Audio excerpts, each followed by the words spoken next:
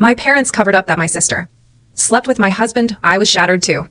The core so at her baby shower I will present a gift that makes them remember and be remembered forever perhaps. Starting with an introduction and a brief explanation about my family is the best way. I am Ray, and I've just received the most shocking revelation, but before getting into it, let me tell you a little about my family. You see, I always knew I wasn't the favorite. Nobody ever told me directly, but you can feel it in your bones. It's the way your parents look at you compared to your sibling, how they talk to you, how they always choose them in both the small and big moments. My sister Lisa was always the golden child, the one who could do no wrong, the one who got all the love and attention while I watched from the shadows growing up. It was obvious if Lisa got a good grade, it would be framed on the wall. If I got a good grade, I'd get a brief smile before they continued talking about Lisa's achievements. I was her shadow, but despite everything, I never hated her. Sure, I resented the way my parents put her on a pedestal, but she was my sister, and I loved her at that time. It wasn't her fault that our parents treated us differently. I thought that would be enough, that although things weren't fair in childhood, as adults we'd find our place and our relationship would balance out. But I was wrong, so terribly wrong. 2 days ago, everything fell apart. It was supposed to be a happy evening. My parents had invited us over for dinner to celebrate Lisa's pregnancy. I was genuinely happy for her. She and her husband Ken had been trying for a while, and I knew how much it meant to her to start, a family together. So I went, despite the KN in my stomach that I always feel when I'm around my family. It's a constant reminder that I'm not enough, that I'm always second best compared to Lisa. Ben, my husband, was by my side as he had been for the past 5 years. He knew how complicated my relationship with my family was and had always been my support, the one person who made me feel seen, or so I thought. The dinner was fine, normal, even. We were all sitting around the table laughing and celebrating Lisa's news. My parents, as expected, were beaming with pride, gushing about Lisa's pregnancy as if she had invented motherhood, but that didn't surprise me anymore. I smiled and congratulated her, pretending everything was fine. It was later when I overheard my parents talking that my entire world fell apart. After dinner, I excused myself to use the bathroom. On my way back, I passed by the kitchen and overheard my parents whispering I should have kept walking, but something in their hushed tones made me stop, and that's when I heard it. My mom was saying they would never tell me anything about Lisa's mistake. At first, I was confused, wondering what mistake they were talking about, but then the answer hit me like a slap in the face. They were talking about how Lisa had slept with Ben, my husband. Apparently, it happened a few months ago, and they decided not to tell me to protect Lisa because she was their precious girl and didn't deserve to have her image tarnished. They called it a simple mistake, a lapse in judgment, something that should be forgiven, because according to them, the important thing was that she managed to get pregnant. I stood there frozen, unable to move, unable to breathe. The walls seemed to close in around me. My mind was flooded with disbelief, betrayal, and rage.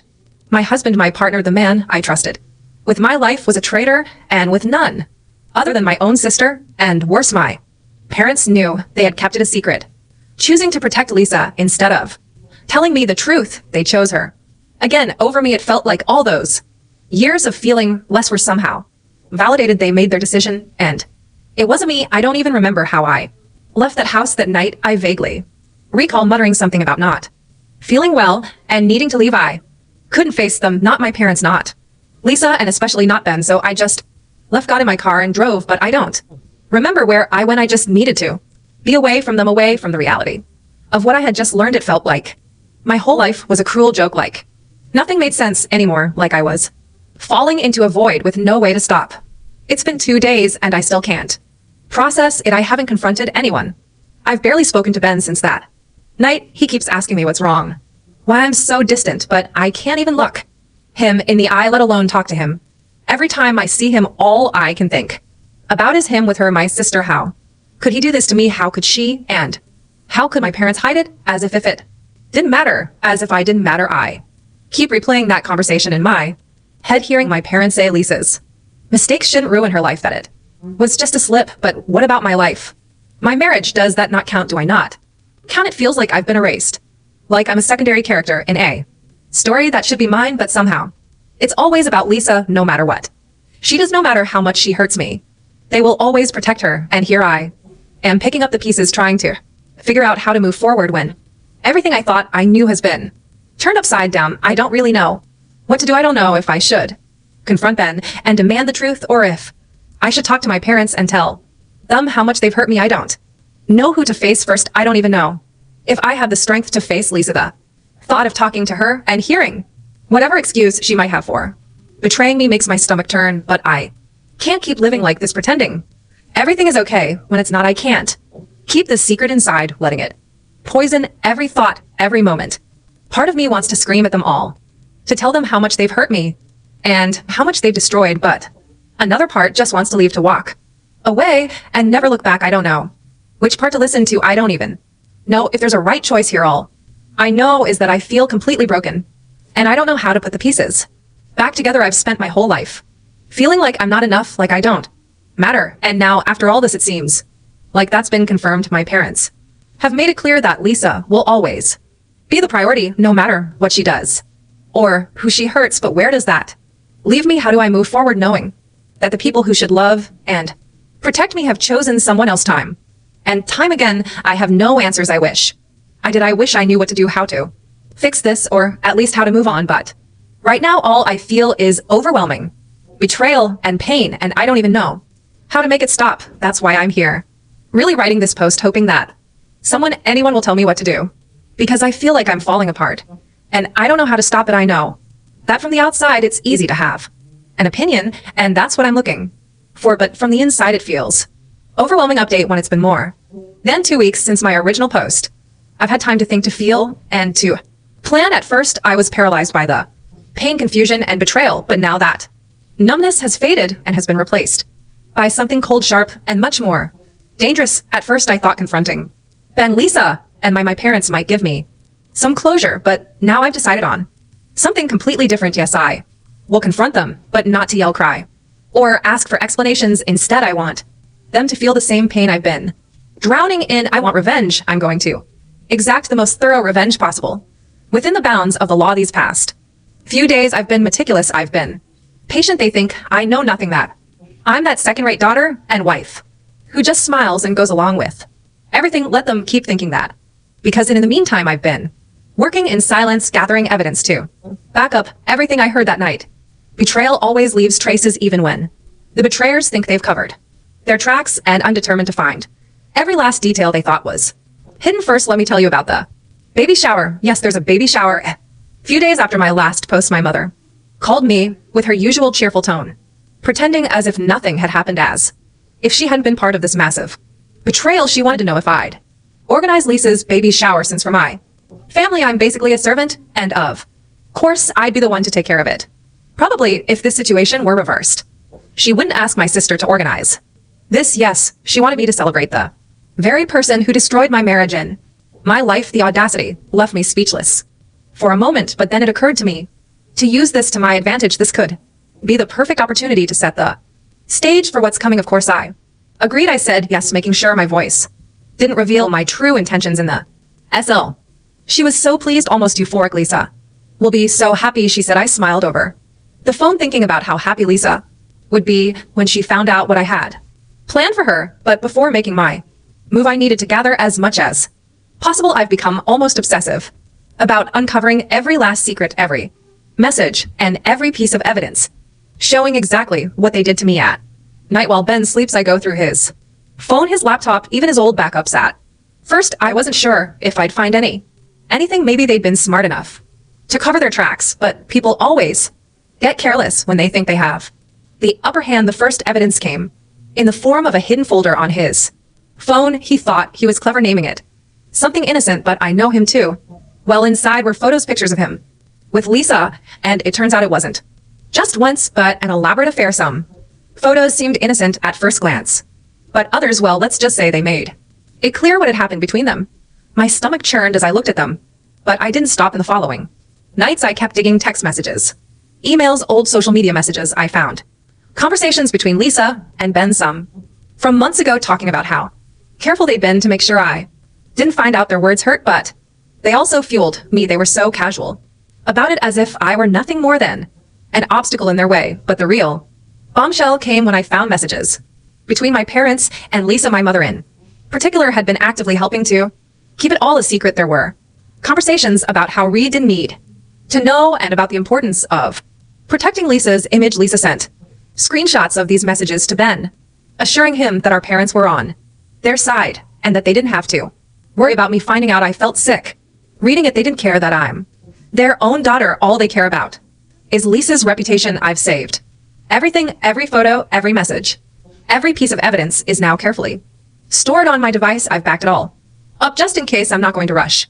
I'm going to wait for the perfect moment to act, maybe at the baby shower, maybe afterward, but I'll make sure that when it all falls apart, it falls apart hard. They won't know what hit them. Update 2. It's been about a week since my last update, and there's so much I need to share, although I'm not sure where to start. The events of yesterday feel like they played out in a dream or maybe a nightmare. It depends on who you ask. I spent the day at Lisa's baby shower playing the part of the perfect hostess while hiding the storm brewing inside me. The facade was carefully crafted. I was the supportive sister, the cheerful daughter, the obedient wife. Everyone was their family, friends, and Lisa's husband, none of whom knew about the storm about to be unleashed. The celebration itself was an elaborate event, and my mother, unsurprisingly, was practically bursting with pride, ensuring everything was perfect for little Lisa.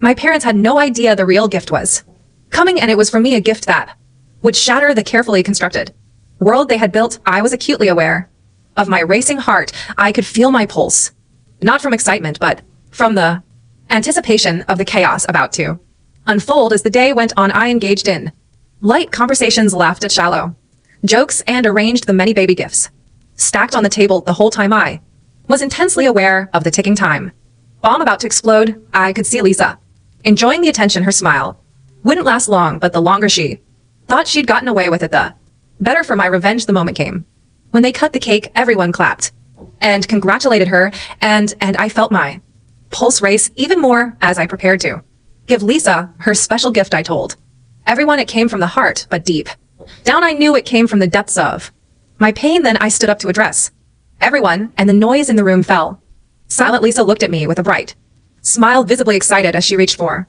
the beautifully wrapped box. I had put effort into the presentation, exquisite paper, a luxurious bow, all designed to create a sense of anticipation and make it seem like a very important gift, which it was. Everyone gathered around Lisa to get a closer look as she began to unwrap it. Inside were printed photos, shocking images of her and Ben in very compromising situations, intimate moments, frozen in time, the kind of photos you wouldn't want your family to see. I had carefully chosen the most incriminating images, the ones that revealed their betrayal with undeniable clarity. Lisa's expression changed from excitement to confusion and then to horror as she processed the contents of the box. The atmosphere in the room shifted when people realized what was happening and the implications of the photo for everyone involved, Lisa, me, and my husband.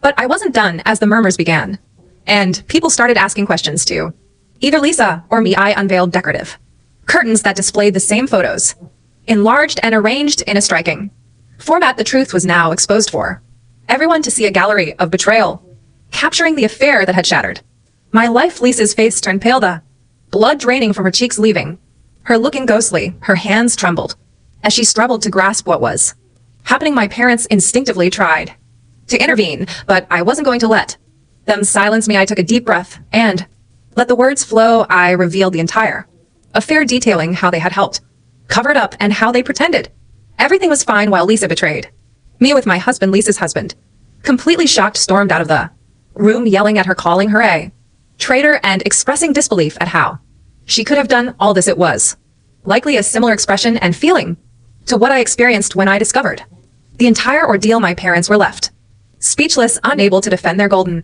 child. This time the world they had so carefully built around Lisa was crumbling piece by piece as I unveiled the chaos she had orchestrated. Standing there in the middle of the crowd, I felt something strange, a sense of release washing over me. Some people approached me to offer comfort, but I didn't need any of that at the moment because I had done what needed to be done. So I took my things and left. Update 3. 2 weeks have passed since my last update, and I think the dust has settled enough to share the aftermath of my surprise at the baby shower and the fallout for everyone involved in the betrayal. The night I revealed everything, I left the party as soon as I finished showing the evidence. I didn't want to talk to anyone or face the reactions of those who had been my family. Until then, I didn't know what had happened afterward until Lisa's friend, well, now ex-friend, contacted me a few days later to ask me some questions one of Lisa's closest confidants started. The conversation in a tone ranging from disbelief to disgust. She told me that, after what I had exposed, she had opened her eyes to Lisa's true personality in her words. If Lisa could cheat on her own sister with her husband, what guarantee did anyone have that she wouldn't do the same to her? The betrayal she witnessed at the party had left her with a profound sense of doubt, and she felt unable to continue her friendship with someone like that. During our conversation, she asked for advice on how to investigate her husband to ensure he wasn't hiding something similar. I told her to thoroughly check his social media, text messages, and any conversations on his phone that might seem suspicious. I also made it clear that if she discovered anything important, I'd be waiting for her to share it, as I know many of you would also want to know. But that wasn't all she told me. Apparently, after I left the party, the venue turned into a full-on battleground. Lisa's husband's family was there, and once they understood the situation, a wave of shouting and accusations filled the air. Lisa's husband's parents were as furious as they were disappointed, hurling harsh words and insults at her for what she had done. My father, with whatever dignity he had left, tried to intervene to defend his daughter, claiming that Lisa was pregnant and they shouldn't speak to her that way. But Lisa's father-in-law wasn't holding back, retorting that their dear daughter was nothing but a harlot of Babylon. Let's just say he used a much cruder term. That comment hit my father like a dagger, and he charged at Lisa's father-in-law, intending to settle things. Physically, it didn't go well for him. Lisa's father-in-law landed a single punch that sent him to the ground. He didn't lose consciousness, but stayed on the floor, either from humiliation or fear of receiving another blow. And it wasn't just the men willing to fight. Lisa's mother-in-law, enraged by everything that had happened, began insulting my mother, who didn't hold back, either calling Lisa's father-in-law a gorilla for hitting her husband. This provoked the other woman to lunge at her. The scene was brutal. I heard Lisa's mother-in-law pulled my mother's hair so hard she had to be separated by others. My mother ended up losing a chunk of hair, and someone even joked that she might want to start considering a wig. Some guests tried to stop the fight, managing to calm things down before it escalated further. I admit that deep down, I feel a twinge of regret for not staying at the party to witness the fall out of my gift. It's akin to the feeling you get when you miss school on the most eventful day of the year. But despite the curiosity, I know it was for the best. I left to maintain my own peace of mind and avoid getting caught in the shame and chaos. Surprisingly, Lisa came out of the situation physically unharmed, not because she didn't deserve it, but because she's pregnant, and everyone present, even the most furious, had enough self-control not to harm her physically. Although there's a high chance the baby she's expecting is my husband's, it's not the child's fault that their mother was such a deceitful and treacherous person. Update 4. As for my ex-husband, or rather soon to be ex-husband, things have progressed quite a bit. I delivered the divorce papers to him as soon as I could get them processed. He didn't get punched during the party because I think he had enough sense to stay silent and try to make himself invisible among the crowd.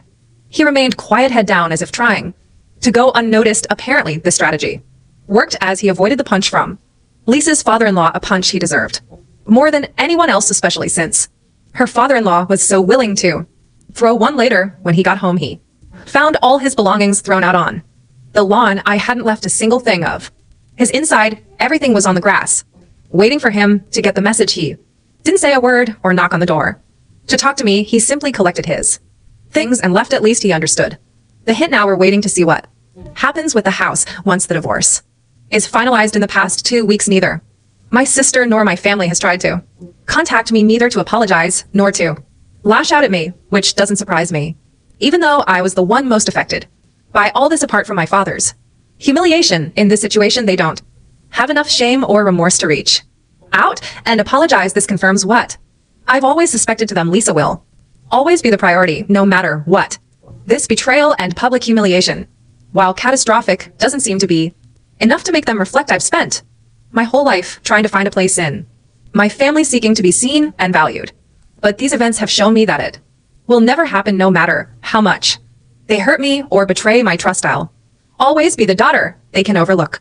Update 4. I love that saying, everyone has a plan until they get punched in the face, and that's exactly what happened to my ex-husband. But let me not jump ahead and share how things have been over the last few months. It turns out that Lisa's now ex-friend, whom I helped with her investigation, discovered that her husband was also cheating on her with my sister, as you can imagine, she confronted him immediately during the argument. The friend mentioned that my ex was also involved in this whole mess. What did her husband do? Without saying a word, he went straight to my sister's house where she was living with my ex because they believed the baby she was expecting was his. What happened next was the best part.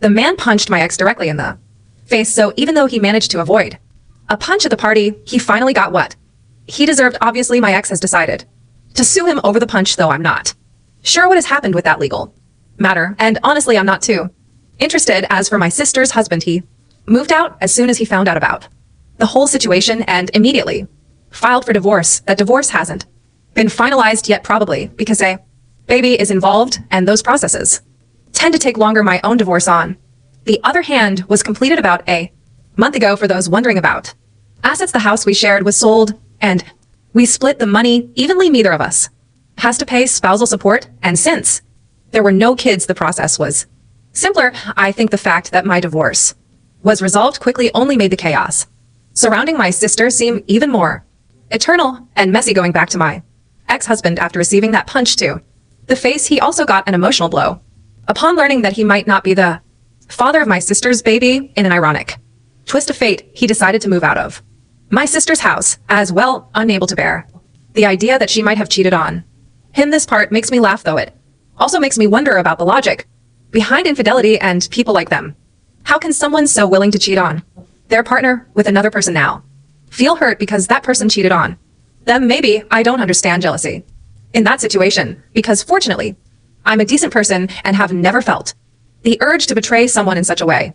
The hypocrisy in him is so evident, it's almost hilarious. But the situation doesn't stop there, because now comes the unexpected twist. My sister's baby has been born, and as you'd imagine, a DNA test was done immediately. It turns out my ex is not the father. The baby is the child of Lisa's ex-friend's husband, who also filed for divorce after discovering the affair. What surprises me is that despite this man being the father, there could very well have been another candidate. Knowing my sister and seeing how she's handled herself during all of this, it wouldn't surprise me if there were more contenders in the paternity matter. Honestly, given who my parents and sister are, this doesn't seem strange at all. For them, this is just another Tuesday. The level of chaos and drama they live with is so routine that they barely seem to care about how absurd the situation is. And no, neither my parents nor my sister have attempted to contact me since, but this time, and just this once, I'll give them the benefit of the doubt and think that maybe it's not that they don't care about me as a daughter